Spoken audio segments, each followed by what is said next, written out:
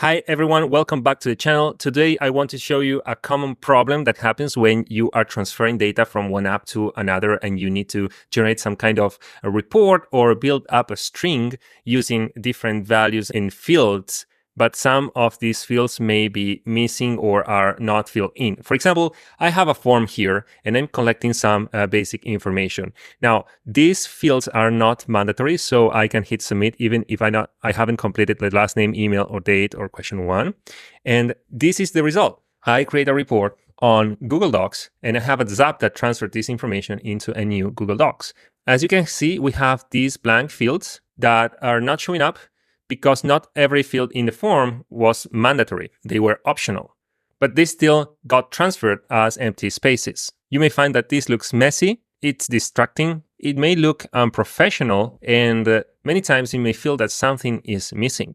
What I'm going to show you today is how to update this automation with a one code step in Zapier to go from here into here. Let's go to Zapier and see how to build this. Hi there, I'm Andres, I work at Connex, and we are an automations and integrations agency. Look at the link in the description below if you need support automating your workflows. Back to Zapier. For the example today, I'm going to use JotForm as the source application and Google Docs as the destination. But keep in mind that you can use any kind of application here. For example, if you are moving data from Salesforce into Jira or from any other form builder into your CRM or project management tool. So the trigger is JotForm new form submission. And as you can see, the data that comes in are all the answers to the questions, and some of them are filled, some others are not. The previous Zap without this code step by Zapier was going directly into Google Docs, but then I added this code by Zapier and things started to look much, much better.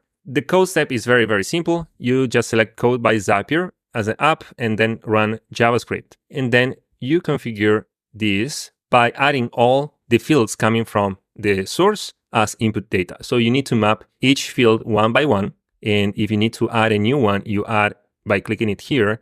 On this side, you give it a name to the input data. On the right side, you map the field coming from the source by clicking this plus button, as I'm showing you here.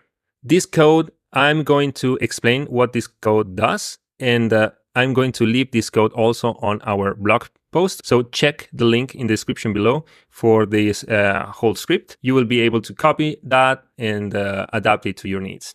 So basically here, we are declaring every variable, every field. And with this question mark, we're saying, hey, if this exists, create this string with this variable. Otherwise, keep it null. So I just added this field. And if I need an extra field here, I'm going to copy this and paste it here and type it ID, the same name as the input data field. And this will be ID. And then I'm going to type this is an ID, semicolon, and then input the data as this again.